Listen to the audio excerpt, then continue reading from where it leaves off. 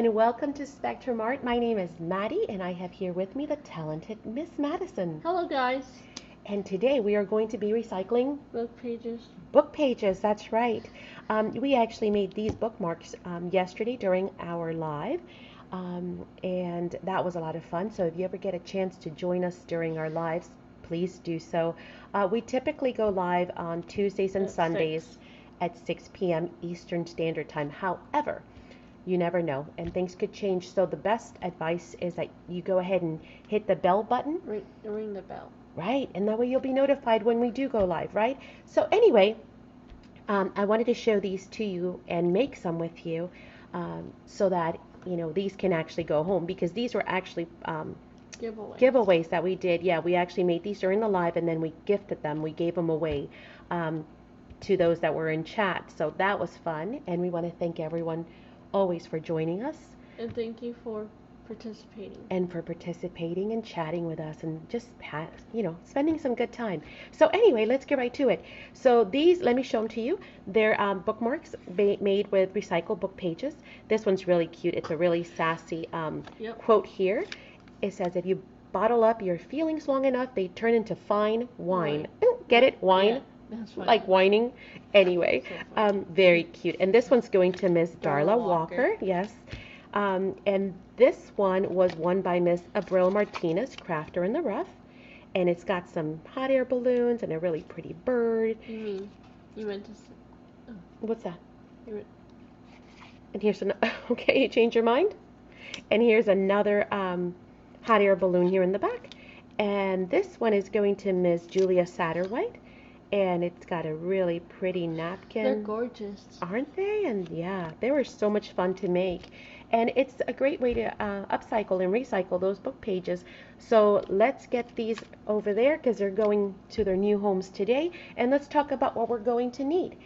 And by the way, this is a new camera setup. Yep. So we would love to hear some feedback from you guys. I can see the glare right here, so just kind of ignore that. We're working on that. But I would love to hear what you guys think about this this camera setup. Yep. It's a little bit closer, so we'll have to see how that works, and we'd love to get some feedback from you guys because you're the ones watching the videos. So let's talk about what we need. A book. Guys, ready? Go get your supplies. Here we go. The first thing you're going to need is a book, just some pages from a book, more specifically. And we're using a plain, boring reader. I've never read this. It was just a recycled book. So all we're going to do is we're going to need some pages. I know that typically us crafters, we love to use the covers for like junk journals and whatnot. For pocket letters. Yeah, but then we're left with all these pages. And so what we're going to do today is we're going to go ahead and use some of those. So you'll need some book pages. We'll need what else, Madison? White glue? Gesso? Gesso, yeah. Yep, we're going to need some gesso. It could be white, but it could be clear. Yeah. So, whatever gesso you have. Here's a tip.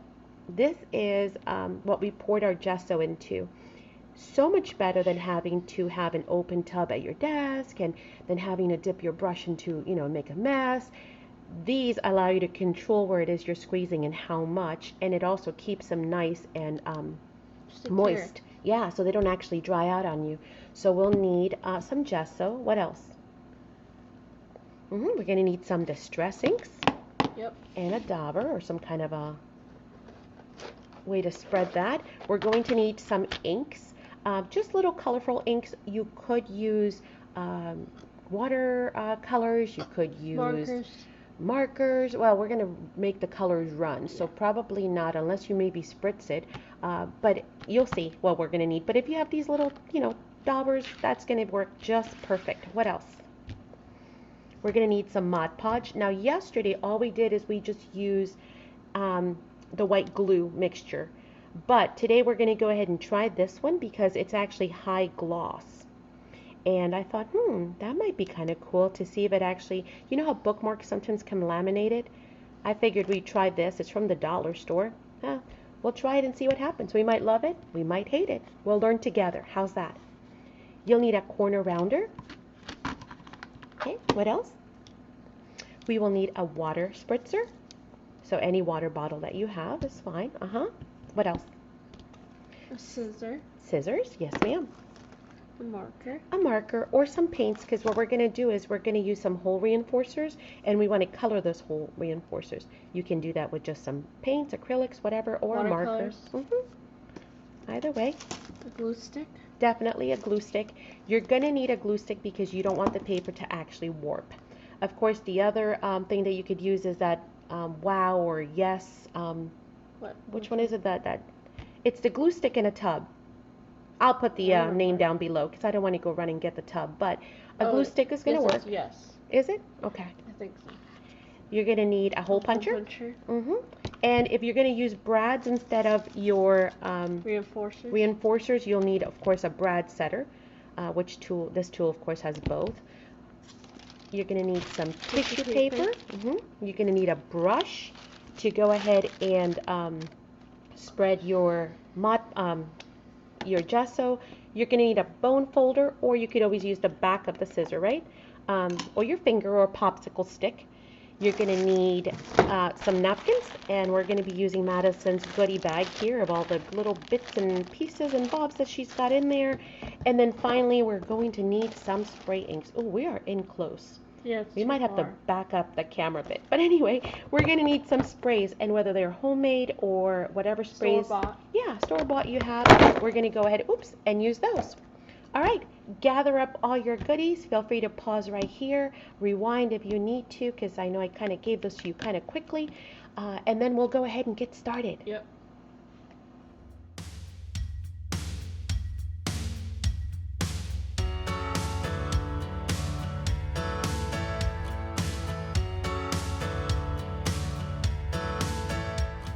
Hopefully this is a better view. We backed up the camera a bit, so you guys let us know down below if this is a little bit better. It is important here we're using the glue stick, but I wanted to point out that you do want to be very generous.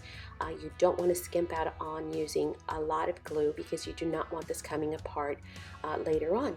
You'll also notice that I am going to not go all the way to the edge because I plan to cut the paper down. I won't be using it all the way, the whole size. I also wanted to share that you want to look at your pages because you might find some interesting graphs or charts or check marks or pictures. So depending on what you're using, you want to keep an eye out and choose that for the front or the back, such as that one right there. And the other thing is you can also use your bone folder, or you can use your scissors, the back of your scissors, to go ahead and smooth out your paper. We use 3 sheets of paper, but that's because of the thickness of our paper, our pages. Now yours might be thicker, yours might be thinner, so you just go ahead and glue on until you're happy with the consistency or the thickness of it. This is that glue I was telling you about. It is called Yes Paste, and it is basically a flat glue. It's like glue stick in a jar. And we're going to use our silicone brush to go ahead and apply that. I highly recommend that you go ahead and get a silicone brush. They are amazing. You don't have to worry about having jugs of water at your desk for your brushes and then having to wash out your brushes. And if anybody's ever tried to wash glue out of a brush, you know it is a job, right? So with silicone spatulas or brushes, they're super easy. They help you to glide stuff across the page, and then all you do when you're done is you simply wipe them down with a wet wipe, so it takes 2 seconds.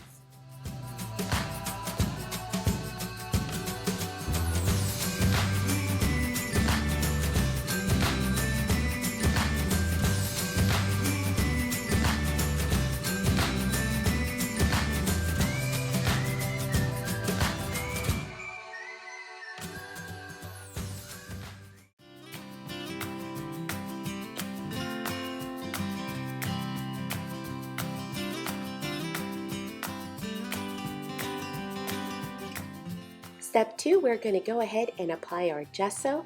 We're going to give it a good shake.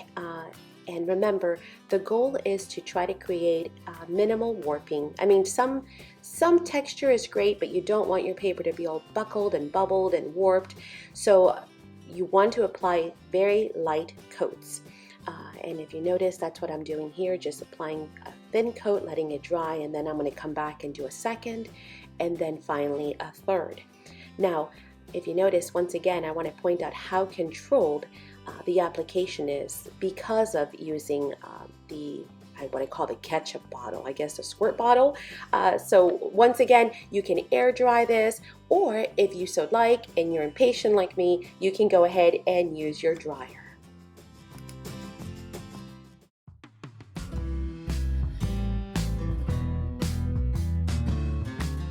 Step 3, you can go ahead and use your scissors or your trimmer, and you can decide how big you want these. Sometimes you can get 1 out of a page, you might be able to get 2 or even 3. I just randomly cut, I didn't measure whatsoever. I wanted different sizes just to play with. And then of course I paid attention to anything that was kind of like a feature that I might want to keep on the page when I was trimming. So if I wanted a checklist or some little blocks or some images that were on there, that's the only thing that I kind of took my time with. But other than that, it was just random cutting.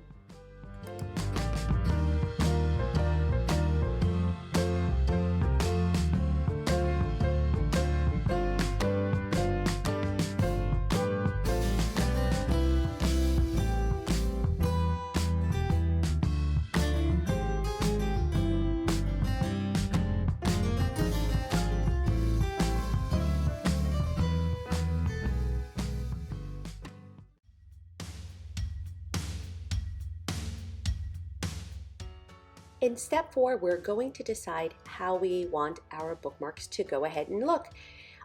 If you want them to be rectangles, they're ready to go. You can choose to round off your corners. You can choose the We Are Memory Keeper angle cutter, which is what this is. You can free cut them by hand. You can also use a homemade angle cutter, which is what we're using here. It's made with a credit card and it has different size angles. And so we played around with different sizes on different ones, but this is where you get to have fun and just decide how would you like for them to look.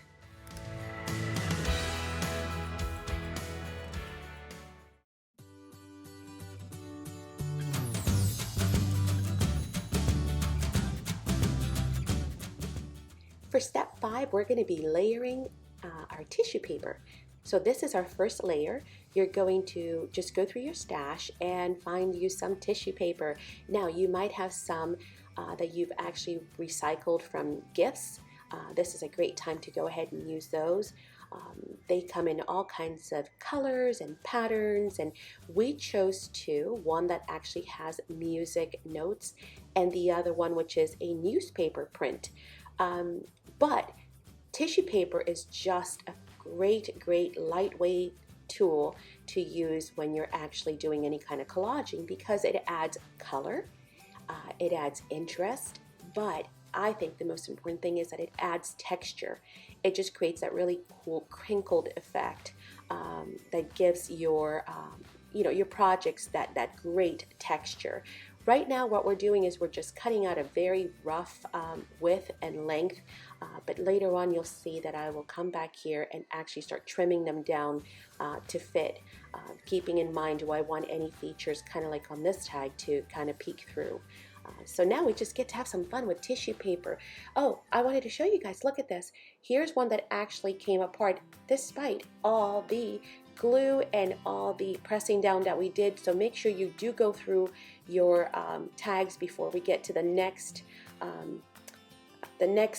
layer or the next step, and that it's well adhered down.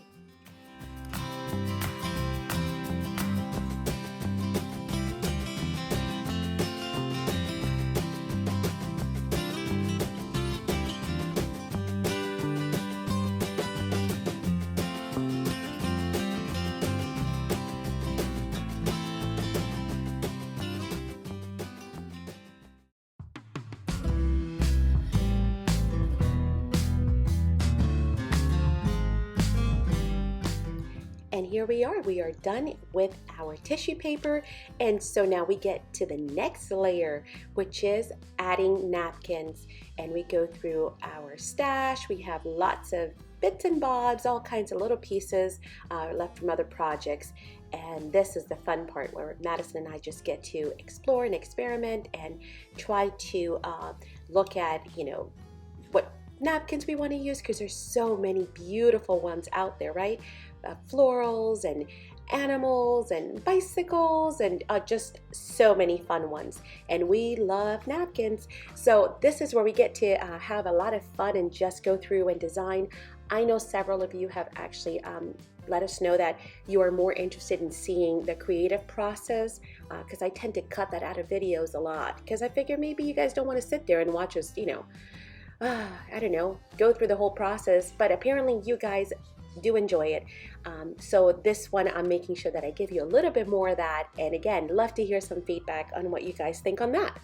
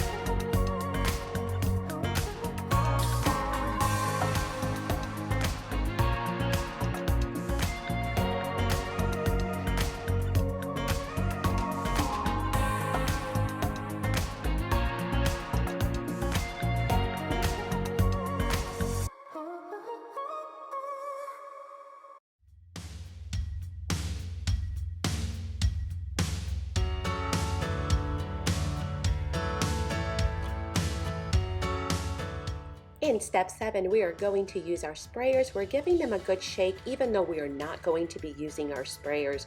So really, there's no real concern as far as clogging them, but we still want to shake them and make sure we get all the mica and whatever elements are in there nice and shook up.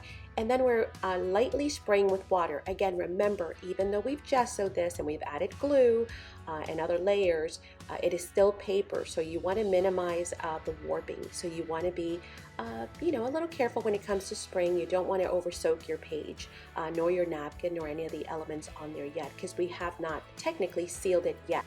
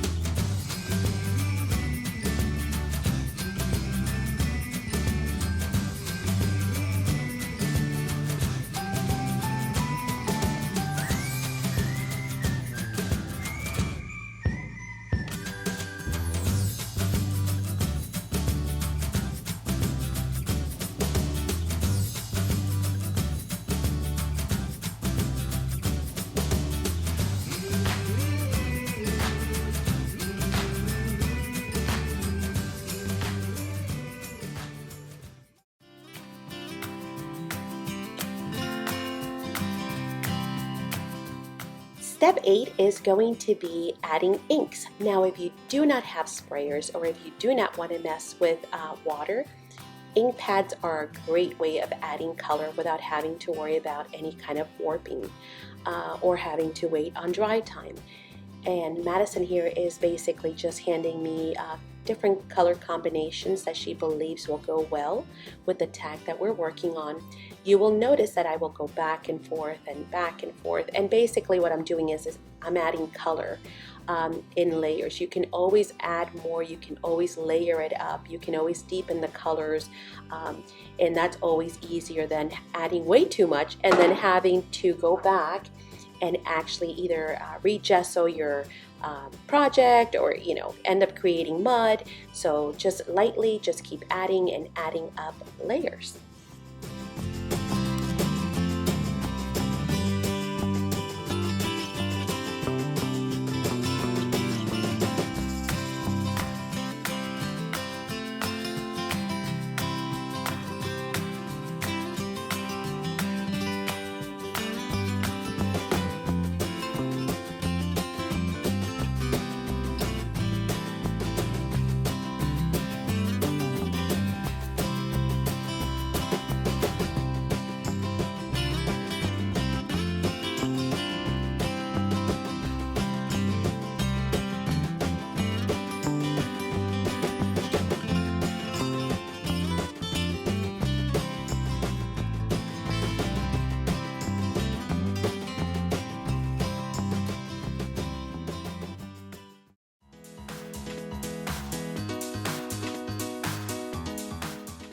In step 9, all we did was use our vintage photo distress ink, and this actually ended up being the look that we absolutely loved.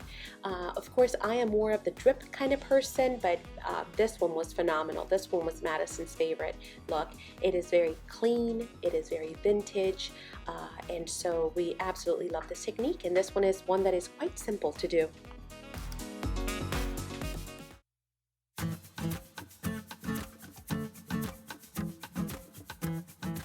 Step 10 is optional. If you plan to use an eyelet or a reinforcer, then you'll need to go ahead and use your hole puncher.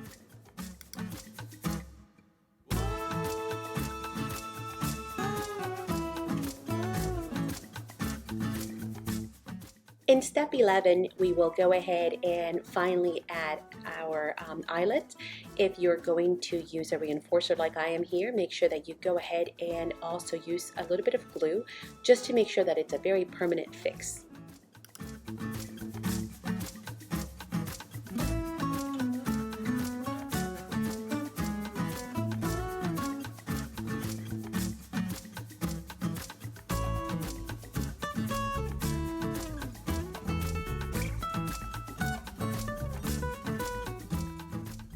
And we are finally at step 12, our last step. And what we're going to do now is we're going to seal our bookmarks using that high gloss Mod Podge. Once again, using the silicone brush, super easy to clean when we're done with a simple baby wipe or a paper towel and some water. But the one thing that I want to remind you is to do very thin, light coats. We actually did 3 different coats on each side, and basically we applied a light one, we let it dry, moved on to the next tag, so on and so forth. By the time we were done with our last tag and we came back around to that first one, it was typically dry. So it gives it time to dry as well, but you do want to go ahead and seal it. And this is that final coat that in case anything is kind of not glued all the way down, will finally adhere and seal the project.